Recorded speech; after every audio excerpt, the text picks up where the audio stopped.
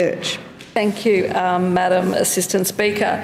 I just want to talk briefly today, the first sitting week back in the year of 2008, about the government delivering on initiatives for Tuggeranong Valley.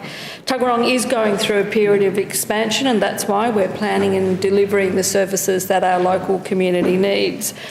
Canberra is recognised as the most livable city in the world in which to live, and I've said here before, and I'll say it in any opportunity, that in Tuggeranong the sun shines brighter and the grass is greener.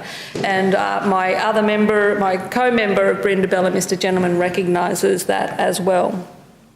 But it was, speaking of the grass growing greener, it was a great pleasure to join Mr Gentleman a number of weeks ago to see the rollout of green bins. This is a very popular initiative, a welcomed initiative, from Gordon and Banks in the south to Waniassa in the north. In excess of 8,000 people from Brindabella electorate have chosen to opt into this system. And we know why, because down south we have large gardens, magnificent gardens, and I see that when we're out and about walking about in the community, and opting into the green bin services just is recognised that would make time and certainly cost of maintaining gardens easier. But it's not too late, even though the green bins are popping up through the suburbs of Tuggeranong. It is not too late for other community members that have not put their name on to get this service to indeed register. But we're also delivering on the infrastructure, and I will talk about the duplication of Ashley Drive, and it is very close to being completed. Ashley Drive is a very major street. It carries over 20,000 cars each and every day throughout our suburbs. It is a busy street indeed, so the duplication will be welcomed by many. There are underpasses, improved bicycle and cycle lanes attached to that duplication. And it will reduce travel time, particularly areas of the intersections around Staten Street and Cliff Crescent are well known to have a bit of a traffic jam, and so certainly the duplication and the improvements will that area will improve our travel times. And all of us on our way home want to get home quickly, want to get home to our families and enjoy our family time and forget about the work time often on a day.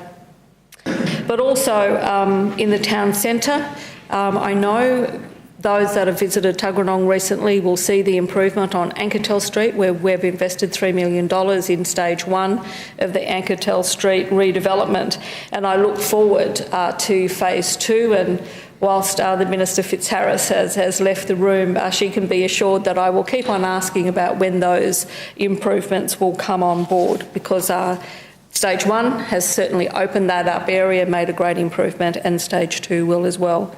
Another great investment down south has been at Caroline Chisholm School, where this year, from Term 1, the students of Caroline Chisholm and the broader students from Tuggeranong Network will have access to our Science, Technology, Engineering and Maths Centre, the STEM Centre.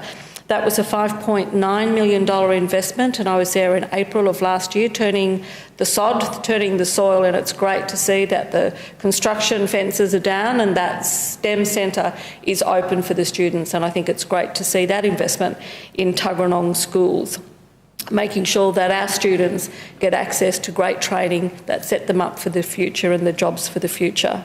But there are other commitments that will come online. Whilst we've talked about Ashley Drive, the next conversation is focusing on the duplication of Tharwa Drive.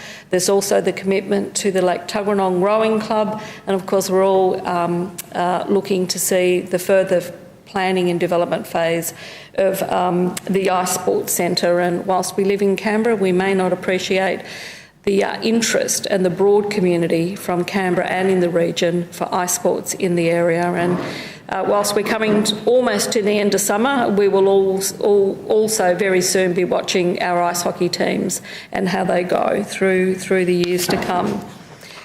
So I will leave it there, Madam Assistant Speaker. It is good to see these developments go on in Tuggeranong, and as I'm out and about, I've already started the year with my regular monthly mobile officers, and many folk come up with little matters. It doesn't matter how big or how large a concern is for our community members. As local members, we're there to do what we can to provide to provide an ear to listen and to work with them and work with members across the government to make sure that we continue to have the best city in the world to live.